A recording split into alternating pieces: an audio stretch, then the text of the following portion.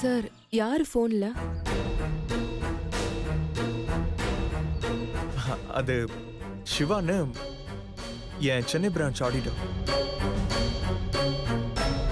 அவரு முழு பேரு சிவராம கிருஷ்ணன். அவருக்கு ஏஜ் ஒரு 50+ இருக்கும். அவரோட பொண்ணுக்கு எதுவும் மேரேஜ்னு ஹெல்ப் கேட்டாரு. அதான் சென்னைக்கு வந்து ஹெல்ப் பண்றேன்னு சொன்னேன். ஓ சார், எதுக்கு கூப்பிட்டீங்கன்னு தெரிஞ்சுக்கலாமா? அது அது ஒன்றும் இல்லை. அம்மா கோயில அர்ச்சனை பண்ணணும்னு சொன்னாங்க. உனக்கு ரொம்ப வேண்டியவங்க பிடிச்சவங்க யாராவது இருந்தா கூட்டிட்டு வான்னு சொன்னாங்க. எனக்கு டக்குன்னு உங்க ஞாபகம் தான் வந்துச்சு. அதான் ஃபோன் பண்ணி வர சொன்னேன். ஓ ஓகே ஓகே. அப்போ நம்ம போலாமா? போலாம் sir.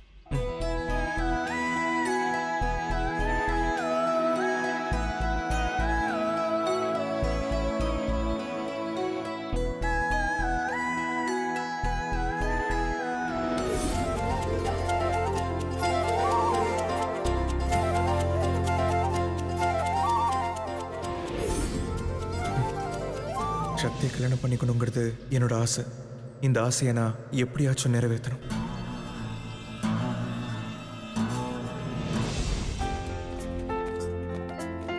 Good morning madam. Good morning.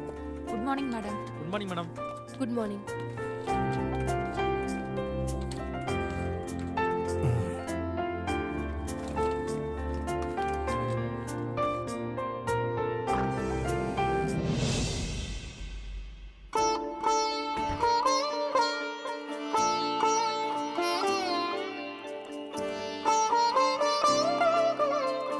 Shakti, வா மகி, உட்கார். சக்தி, ரொம்ப நேரமா என் மண்டைக்குள்ள வெடி வெடிக்க தயாரா இருந்துகிட்டு இருக்குது. இத பாரு, சீக்கிரமா சொல்லு. என்ன வெடி? யோகி உன்னை எதுக்காக கூப்பிட்டாரு? என்னன்னு சீக்கிரமா சொல்ல, ப்ளீஸ் ப்ளீஸ் சொல்லு.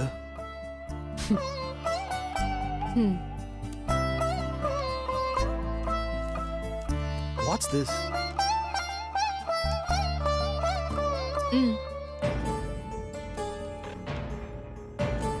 சரி, இப்போவா சொல்ல. இதுக்குதான். புரியலையே.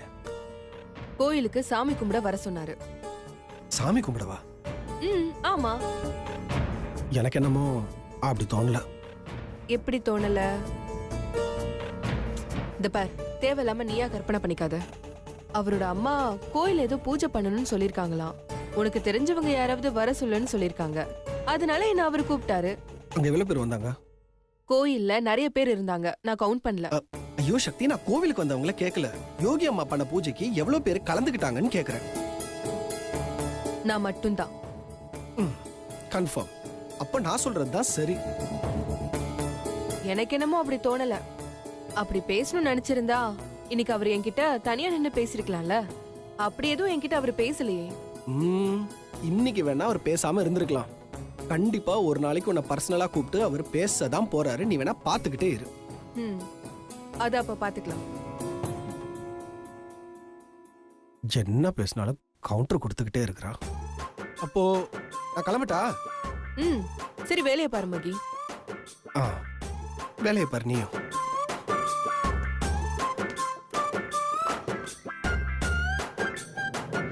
என்னம்மா இது ஹேர் ஸ்டைலு? எந்த கடையில நீ ஹேர் ட்ரெஸ்ஸிங் பண்ற? ஜோ, எப்படி பண்ணி வச்சிருக்கான் பாரு. இது நல்லாவே இல்ல. இனிமே நான் சொல்ற கடையில தான் ஹேர் ட்ரெஸ்ஸிங் பண்ணணும். அங்க என் பேரை சொன்னா நிறைய டிஸ்கவுண்ட் கொடுப்பாங்க. அங்கதான் போனோம். சரியா?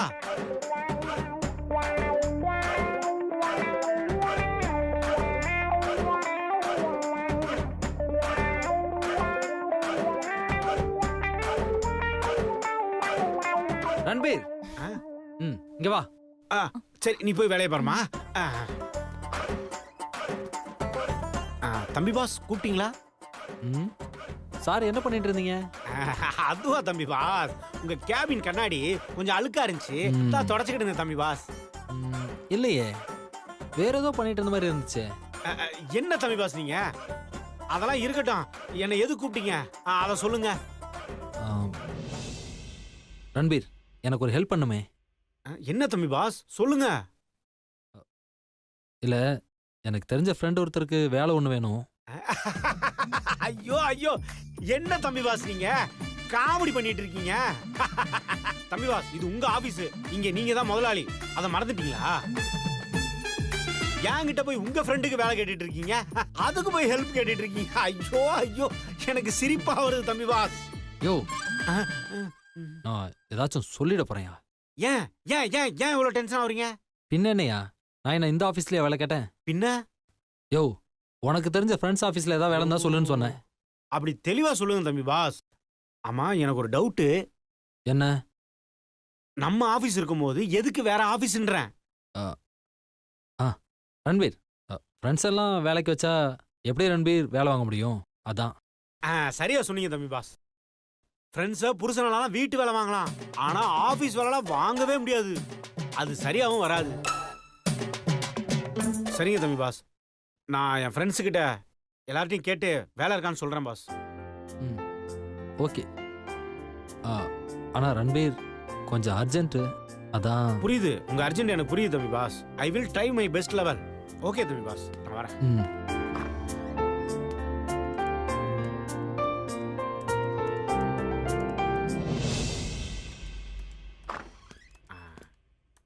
தம்பி பாஸ்,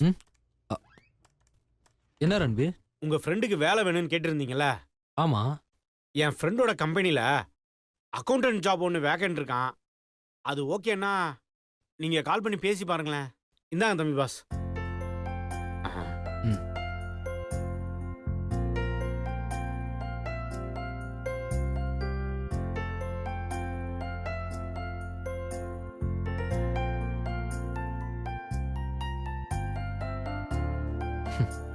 ஹலோ ஹலோ சார், உங்க ஆஃபீஸ்ல அக்கௌண்டன்ட் வேலை ஒன்று காலியா இருக்குன்னு சொன்னாங்க. ஆமா சார், நாளைக்கு இன்டர்வியூ நடக்குது. ரெஸ்யூமோட வந்துருங்க. Thank you sir. ஓகேங்க சார். தேங்க்யூ. தேங்க்யூ. ரன்பீர், ரொம்ப தேங்க்ஸ். நாளைக்கே இன்டர்வியூக்கு வர சொல்லிட்டாங்க. பாஸ், இதுக்கெல்லாம் எதுக்கு தம்பி பாஸ் தேங்க்ஸ்லாம் சொல்லிட்டு? ஒருத்தருக்கு வேலை கிடைச்சா அது நல்ல விஷயம் தானே. இருங்க தம்பி பாஸ், வரேன்.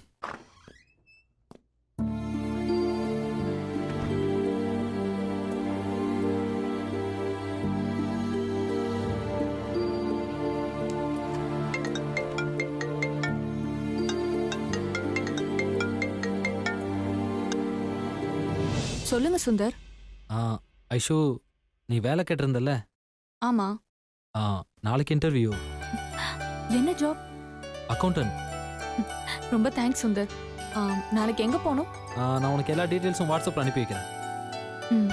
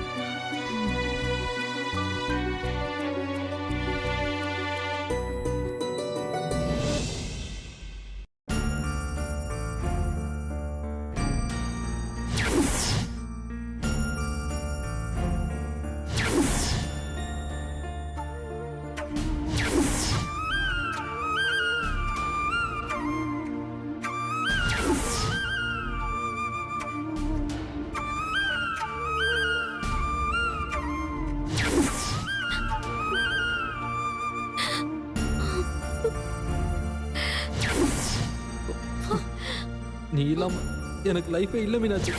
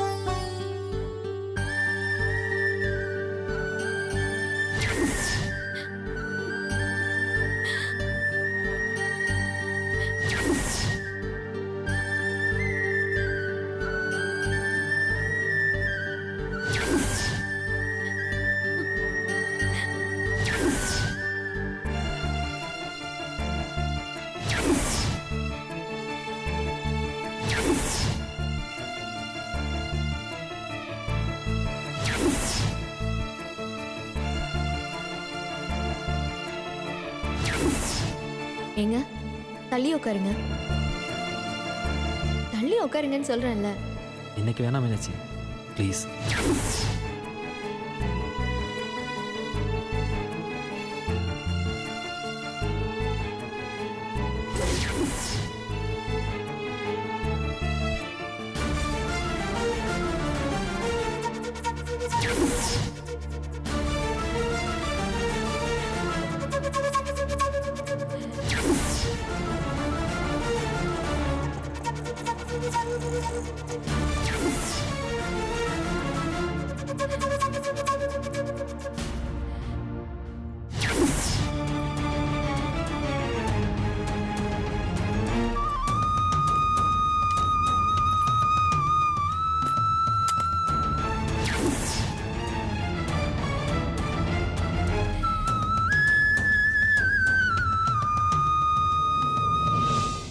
மீனாட்சி ஒரு காஃபி.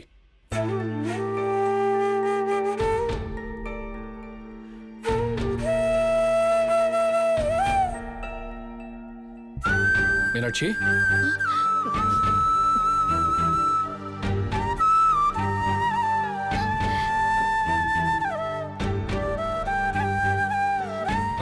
மீனாட்சி சொல்லுங்க.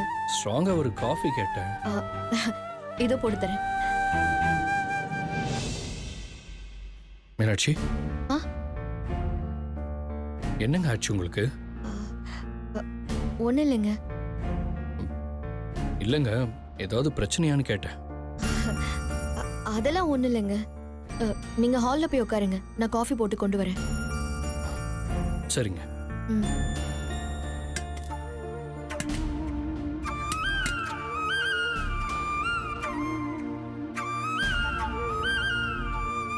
என்ன மீனாட்சி என்னைக்கு இல்லாம எனக்கு ஒரு மாதிரியா இருக்காங்க.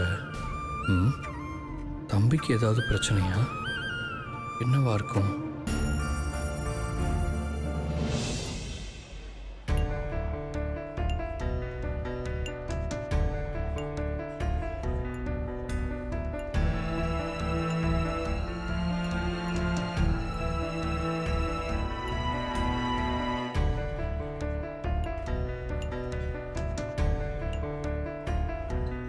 யோகி, என்னடா யோசிச்சுட்டே இருக்க? நான் என்ன யோசிக்கிறேங்கிறது உனக்கு தெரியாதா? சக்தியை பத்தி தானே? ம், ஆமா, கோயில்ல சக்தி கிட்ட உண்மையை சொல்லிட்டியா? இல்லடா. ஏன்டா? உண்மையை சொல்லணும்னு மனசு சொல்லுச்சு, சொல்லாதன்னு காதல் ஆசை சொல்லுச்சு. கடைசியில காதல் ஆசை தான் ஜெயிச்சிச்சு. அவ மேல இவ்ளோ காதல் வச்சுக்கிட்டு அப்புறம் எதுக்குடா உன்னையே ஏமாத்திட்டு இருக்க? அது மட்டும் இல்லடா, சக்தியை எங்க அம்மாவுக்கு ரொம்ப பிடிச்சு போச்சு. டேய், நான் தான் முன்னாடியே சொன்னேன்லடா, நீ தான் கேட்கல. எனக்கு நீயும் உன் வாழ்க்கை தான் முக்கியம். இப்போ ஒண்ணு கெட்டு போல. நீ சக்தி கிட்ட உன் காதலை சொல்ற. அதுக்கு அவ கண்டிப்பா ஒத்துக்க மாட்டாடா. டேய், உனக்கும் பிடிச்சிருக்குன்னு சொல்ற, அம்மாக்கும் பிடிச்சிருக்குன்னு சொல்ற, அவகிட்ட காதலையும் சொல்ல மாட்டேங்கிற. சரி, வேற என்னதான் நான் பண்ண போற நீ இப்போ? அதான்டா யோசிச்சுட்டு இருக்கேன்.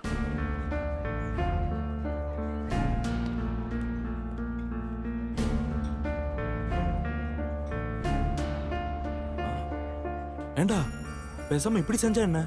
எப்படி? டேய், சிவாக்கு கல்யாணம் ஆனதா தானே சக்தி நினைச்சிட்டு இருக்கா? ஆமா. அத நீ உண்மையாக்கிடு. என்னடா சொல்ற? ஆமாடா, சிவாக்கு கல்யாணம் ஆயிருக்கும், அதனால அவன் வாழ்க்கையில டிஸ்டர்பன்ஸா இருக்க கூடாதுன்னு தானே சக்தி நினைக்கிறா. அவன் நினைக்கிற மாதிரியே உண்மையிலேயே சிவாக்கு ஒரு கல்யாணம் ஆயிட்டா உன் ரூட் கிளியர் ஆயிரும்ல.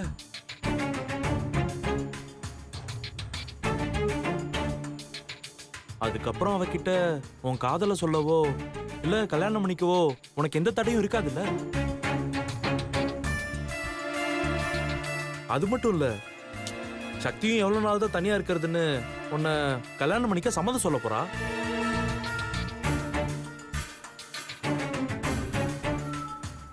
நீ சொல்றதும் நல்ல யோசனையா தான் இருக்கு. அப்புறம் என்ன யோசனை?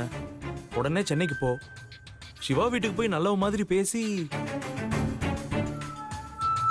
சிவா மேல அக்கறை இருக்கிற மாதிரி நடந்து அதுக்கப்புறம் அவங்க எல்லாத்துக்கிட்டையும் சம்மதம் வாங்கு. சிவாவுக்கு ஒரு கல்யாணத்தை பண்ணு, நீ சக்தியை கல்யாணம் பண்ணு. எல்லாம் முடிஞ்சது.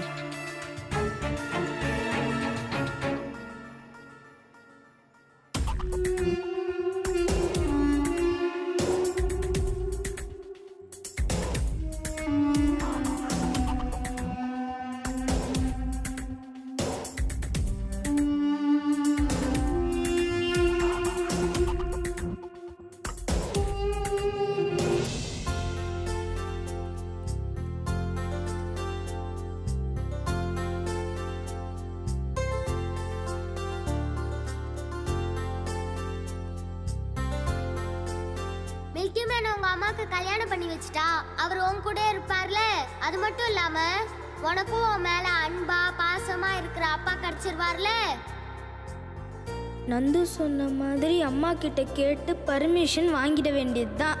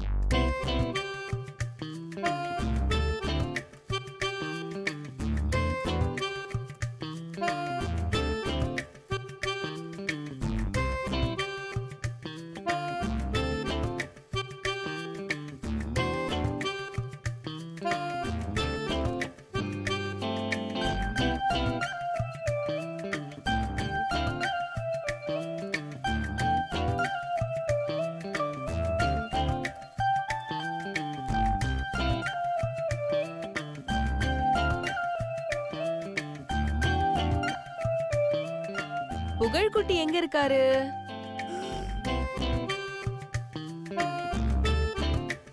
புகழ்குட்டி இங்கதான் இருக்கார். கண்டுபிடிச்சாச்சு. வாங்க வாங்க. ம். ம். என்னாச்சுடா தங்கம்? அம்மா கிட்ட ஏதாவது சொல்லணுமா? ம்? அப்படியே மறைஞ்சு மறைஞ்சு வந்தீங்க. அது சும்மா உங்ககிட்ட ஒரு விஷயம் சொல்லலாம் தான். ஏன் கிட்டியா? என்ன சொல்ல போறீங்க? அது இனி நான் அப்பா பத்தி தப்பா பேச மாட்டேன். அப்படியா? எனக்கு தெரியும் புகழ், உனக்கு அப்பாவை கண்டிப்பா பிடிக்கும்னு. இனிமே நான் அப்பாவை திட்டவே மாட்டேமா? சரிடா கண்ணா. அம்மா, ம், என்னப்பா? எனக்கு அப்பா வேணுமா?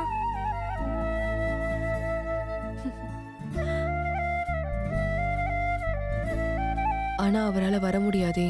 அந்த ஆள் வர வேணாமா? பின்ன எனக்கு புது அப்பா வேணுமா? என்ன சொல்ற புகழ்? நீ இன்னொரு கல்யாணம் பண்ணிக்கோமா.